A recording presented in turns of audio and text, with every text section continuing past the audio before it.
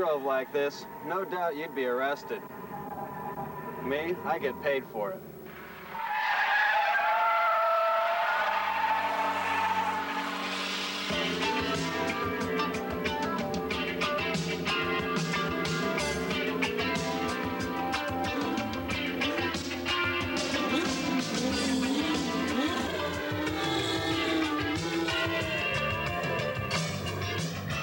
IndyCar racing is a big-time sport, one of the biggest in the USA. Its 16-event calendar covers the country from coast to coast. 1 million people visit the races, and the Indianapolis 500 is the world's largest sporting event, with 400,000 people at the trackside. This is an expensive sport. It costs $2 million just to get one competitive car onto the track. There's big prize money too, $300,000 for the season's overall winner. Even a first prize, $20,000 for the best pit run. And the win at the Indianapolis 500 is over $1 million. There are no less than 38 drivers who have won more than $1 million in IndyCar racing. The 27th member of that exclusive club is Bobby Rahal. Among many other distinctions, he's recorded the fastest ever IndyCar lap with a speed of 215 miles an hour in 1985. Some of the biggest corporations in the USA are involved in IndyCar racing. Drivers like Mario Andretti, Johnny Rutherford, and Al Unser are heroes to their fans. The racing is exciting. Anyone can see that. But we're going to show you just how much work the driver and the team put into preparing the cars, the mental pressure on the drivers, and why the cars are so incredibly fast. Let's take a look under the skin of an IndyCar. Its design is controlled by the sanctioning body, Championship Auto Racing Teams, which specifies the length and width of the car, the engine size, and minimum weight and the maximum wing size. An IndyCar is made in 3 major sections. The tub, to which the front suspension and brakes are bolted, carries the driver. The engine itself forms the second section.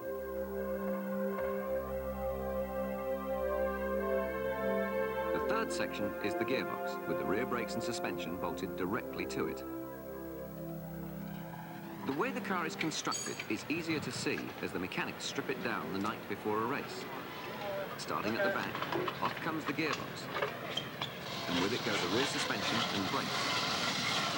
Even the turbocharger is bolted to the gearbox. There's no separate chassis or frame in an IndyCar. You can't take the engine out. The engine is the car. So remove the engine and you're left with the tub, an immensely strong structure of carbon fiber and aluminum honeycomb. IndyCar racing is a very limited, very regulated formula in comparison to Formula One. We all have the same basic engine. In many cases, it's the same car. It's either a March or a Lola. The same tires, exactly the same Goodyear tires. The engine, which has dominated IndyCar racing since the late 70s, producing about 700 horsepower, is the V8 Cosworth 4. With over 90% of the cars using the same engine, how do you gain an advantage? Crew Chief Steve Horn. The biggest thing is when you first get your car to accelerate the development, all the little tweaks, modifications, changes, to learn about the car and get the best out of it as quick as you can, and that's really the most exciting thing for me. The cars have come an awful long way since the first 500-mile race at Indianapolis in 1911. The track was built there because it was then the center of the US automobile industry. The early race cars were stripped street cars using street tires, their engines producing perhaps 100 horsepower, and they lapped the 2.5-mile track at about 80 miles an hour. These were American cars. But from 1913 to 1919, the races were won by European cars, and speeds had risen to around 100 miles an hour.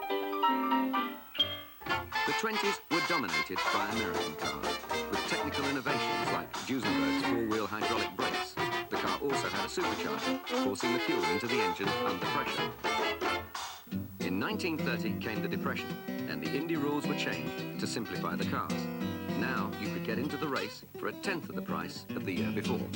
In the Depression era, speeds didn't rise much, but the Maseratis, similar to this one, that won the last pre-war races, were up to 115 miles an hour.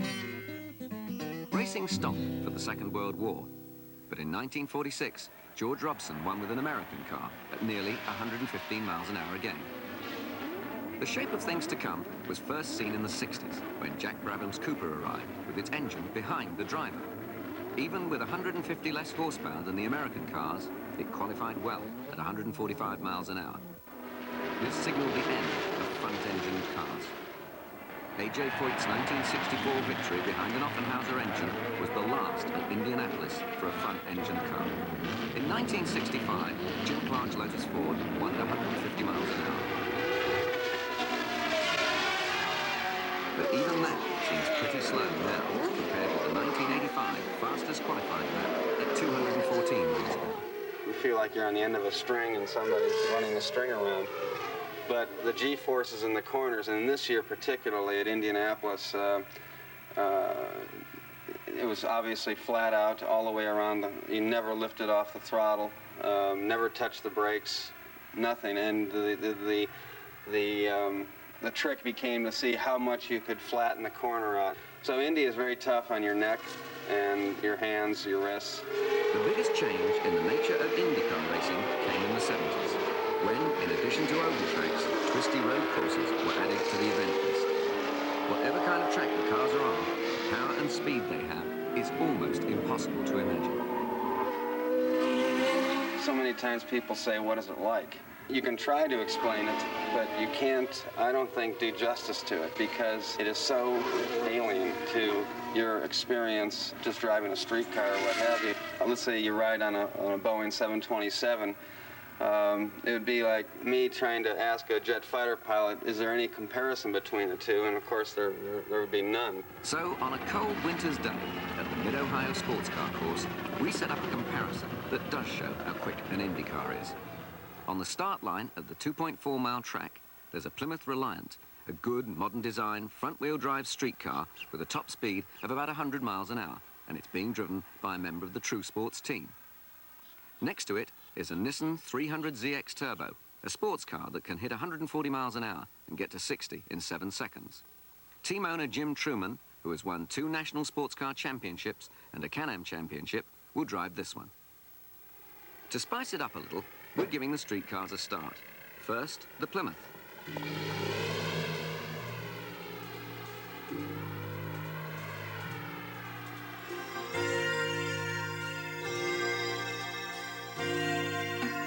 It wasn't designed for this, but the front-wheel drive Reliant can really be hustled around the corners.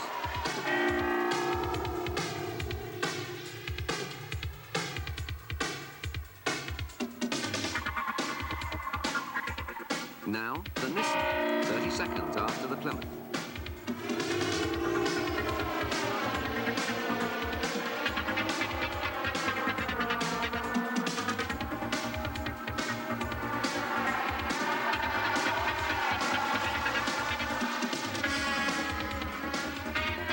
The sports car is catching the Plymouth well.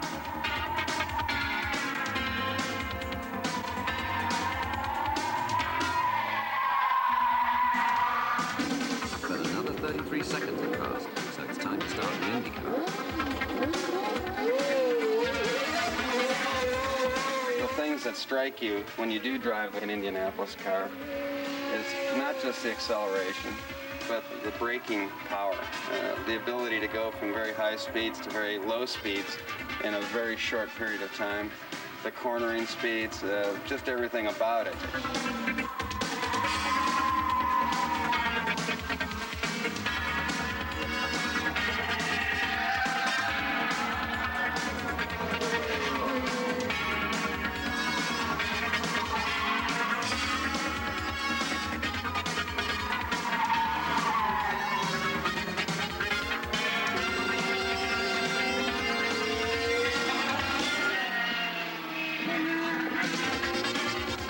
They're on the last third of the track, and now the Nissan is closing on the right.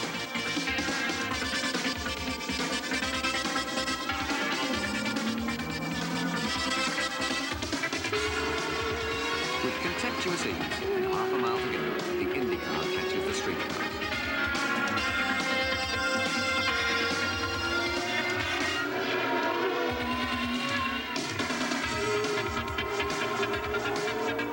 So much for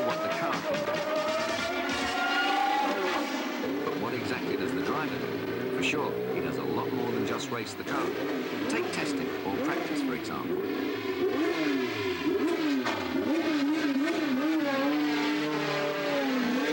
The big demand is to go out and do consistent laps with changes. Let's say you make a change and you drive harder that one lap and it's a little bit quicker than the previous lap. What is the reason? Is it because you drove harder, or did that change actually work? And so you've got to drive with a degree of consistency that will allow any change that has been made to show. These changes include altering the ride height of the car, the camber angle of the wheels, making adjustments to the wings, to the springs and dampers, even changing the stiffness of the anti-roll bars. Are you rolling it though? Feels a bit rolly in the rear, coming out of the one chicane, but put this power down all right. I think first thing we got to do is get to respond better going into the corner. The other major demand is the driver's ability to convey to the chief mechanic, to Steve Horn, to our engineer, to the crew, what the car is doing. You know, it's almost a seat of the pants type of, you have to be able to drive very quickly and yet try to feel what the car is doing. And in testing, you'll make a change and you'll say, maybe the lap time was the same between pre-change and then after the change has been made. But the driver then comes down and says, well, I don't know, it felt a little bit more nervous. Even though the time was the same, it felt more nervous in the corners, or we lost a little bit down the straightaways. So the driver's ability to convey to the team what changes do or don't do, I think, is paramount to a successful team. Team owner Jim Truman. He's been driving race cars ever since he was 18 or 19 years old. All kinds of race cars, all kinds of circuits. You couple that experience with a rather high level of intelligence and ability to communicate. Couple that further with the pretty thorough understanding of the car and the systems, and I think we have the best arrangement possible to be able to work on a car and make it go fast.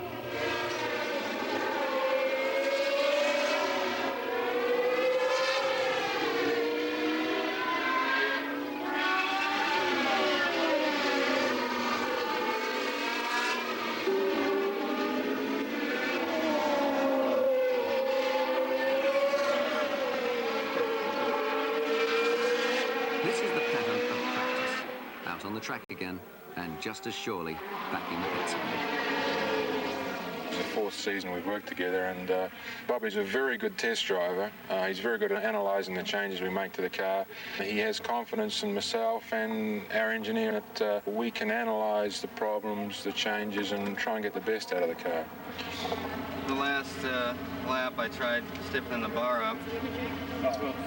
Both front and rear. I think it hurt the rear a little bit. They're discussing the Didn't stiffness notice a hell of of the a lot of anti-roll difference bar. in the front. You try going full soft as well? Yeah, I was running full soft most of the session. Turns in okay, a little bit lazy on the turning. Puts the power down all right coming out of here. Through here it's all right. You know, I'm not really getting any wheel spin with the soft bar. Yeah. Seems to understeer through this right-hander down here, you know, that late apex. Yeah. I just can't drive it into the corner. Well, you're saying it's good through here and it's good through here. All the left-handers is good and the right-handers understeer. Yeah. But also, I think that if we're going... No, I mean, the weights could be off. Yeah, I'm sure that's part of it. You think we should go with some camber in Now here? they're discussing the Well, I fact that think the the car camber handles might help differently here, you know. on left-hand Just have a and look at how right-hand the car's corners. wearing. So it's been decided to check its weight on each wheel to see that the car is evenly balanced on both sides. In the pits, that's a laborious business because it has to start by making sure that everything is level. Hi there. It's grumbly understeer before, so I might as well leave it like that. One of the crucial things about Indy cars is how the tyres perform. They work differently at different temperatures, and those temperatures have to be carefully checked and recorded. These are not like road car tyres. Goodyear Racing Director Leo Mel. On a road car, you have to worry about the person running into the curb. We assume these guys are not going to run into the curb, so we don't put sidewalls on it. We want the tire to last until the first pit stop. We don't want it to last 40,000 miles.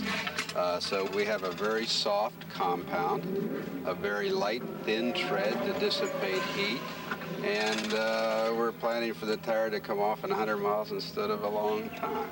The driver is really the key to us selecting the proper tire for the proper circuit on the proper day. The tires are all tested thoroughly in the laboratory, but that doesn't give you the feel, that doesn't give you the input from the driver. If you mix up 400 pounds of rubber that you're going to make racing tires with, and you change 1 pound of that material, the 25 or so materials that are in a compound, that can make the difference between 2 seconds a lap. That can make the difference in traction and tread wear and heat resistance and that sort of thing. And that very fine selection, we depend entirely on the driver. Many of the things that are in the current street tires evolved in racing. There's a great interest now in traction and high performance. And in fact, in the last 3 or 4 years in the United States and throughout Europe, high performance tires are what people want on their cars. The radial tires we developed for Indianapolis to do 230 mile on a straightaway will contribute to tomorrow's tire. We're dealing on the outer fringes of technology, maximum traction, maximum durability, maximum heat resistance. Qualifying sessions decide the order in which the cars start the race. You have 2 30-minute sessions per weekend, so by the time you get to qualifying, you have to know that you're very close to the optimum setup you want. You've done that in unofficial testing, so on and so forth. So qualifying generally means going out there with a light load of fuel, 2 or 3 sets of new tyres, and the driver really just driving it as hard as he can in the setup. There's no real time come qualifying to make any major spring adjustments or anything like that. It's the best lap in any of those sessions that could qualify you for the pole position. That means that you can try to go as hard as you can, and if you make a little bit of a mistake and you're a little bit slower, you say, well, I've got another chance. In oval track racing, depending on where you are, but you get 2 laps, period. And it's the best lap in those 2 laps. And so that is difficult because you don't have, if you don't make it on the first one and you don't make it on the second one, that's it. But of course, when you do make it, then you're on pole. You start the race at the front of the field and everybody is pleased.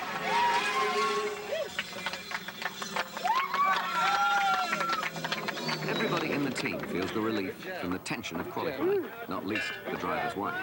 We won the clean sweep. Nobody can beat us on that. For you.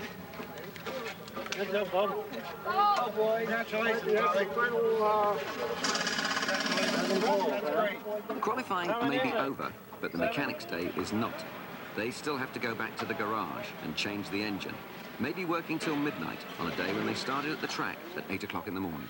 And it's not like a regular job, guys. Let's say the mechanics, they work together every day, generally a 12-hour day. They have to go away and travel together. A lot of the time it's 7 days a week. So let's say small problems that you wouldn't notice in your job with your fellow worker sometimes get amplified. I say to all my people, if you've got a problem, if you're uncomfortable with something, bring it up now and we'll try and sort it out.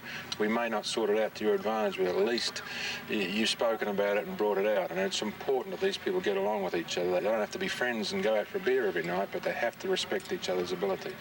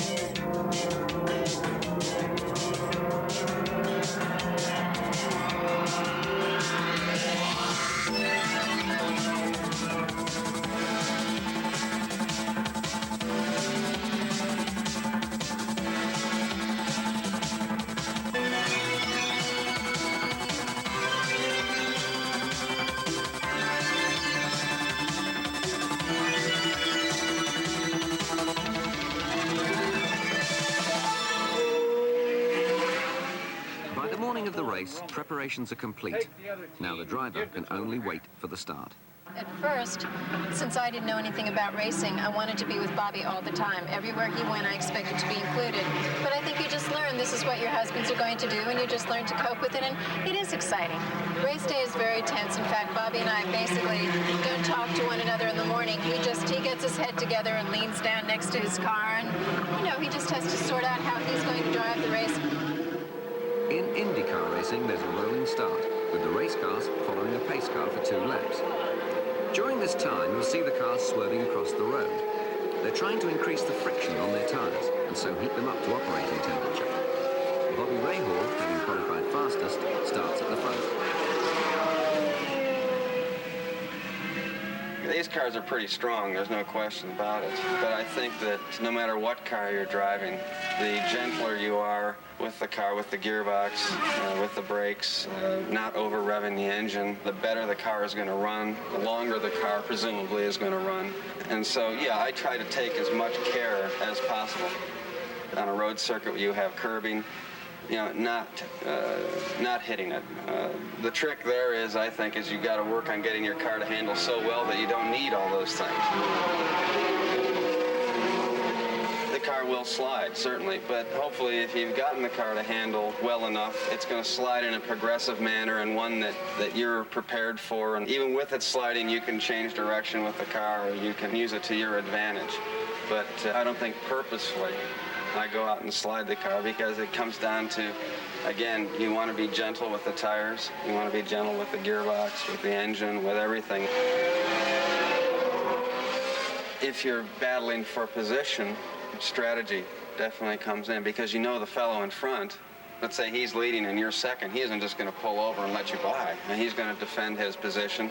Some defend it a bit more aggressively than others, so that you have to make sure that when you do make a pass that you can make it, and there never become a question if it's where you go into a corner and maybe he's just one wheel ahead of you, but you realize that you better back out of it because he isn't going to, and if you don't, then the two of you are going to end up, you know, out of the race. So it's a difficult thing.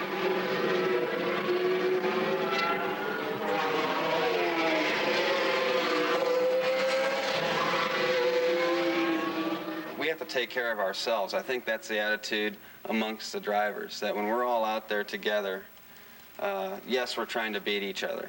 There's no question. But we have a responsibility to keep each other safe as well. And sometimes that doesn't work. Sometimes somebody will make a move that will jeopardize somebody's position in a race, or physically jeopardize them, or what have you. Those people are generally to a degree almost ostracized. At 1.8 miles per gallon, Indy cars don't carry enough fuel to get through a whole race. The teams try to refuel and change tires in about 10 seconds.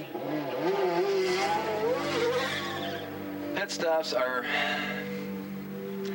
I think they're good for one thing, and that's entertainment. I don't like pit stops because I think that you can be winning a race and you have to come in for a pit stop, and let's say a wheel nut jams. You know, it won't come off and the guy can't change the tire, or there's a fueling problem, or or you stall the car getting out of the pits. These cars are very difficult to get going when they're hot. It can ruin a race. What's exciting to me about a pit stop is when our crew has a great pit stop. I mean, you're in and bam, next thing you know, you're out again, and you can come out with a big lead, or you can stretch a lead. It's a very critical part of the race. On a road circuit, you're shifting, 30 or 40 times a lap maybe. You're braking very heavily. You're turning right, you're turning left. The track is smooth, but it's not as smooth as like Indianapolis, and you're running fairly stiff suspension. By the end of a race, after 200 miles, you're worn out, and it feels like somebody has beaten you in the back with a rubber hose, and your wrists are sore, your neck is sore. I mean, everything is sore. And I think it takes me usually about 2 days after a race before I start to feel, somewhat back to normal.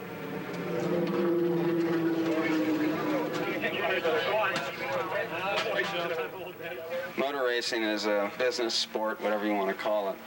Luckily, the highs are higher than the lows are low. And so, you know, you could have a string of 5 or 6 non-finishes and you go out and win one race, and that one race erases all the disappointments that you've had over the 6 previous events. You know, I think it gets under your blood, and once the season's over, you become anxious to get back to it because it is a way of life. And it's fun.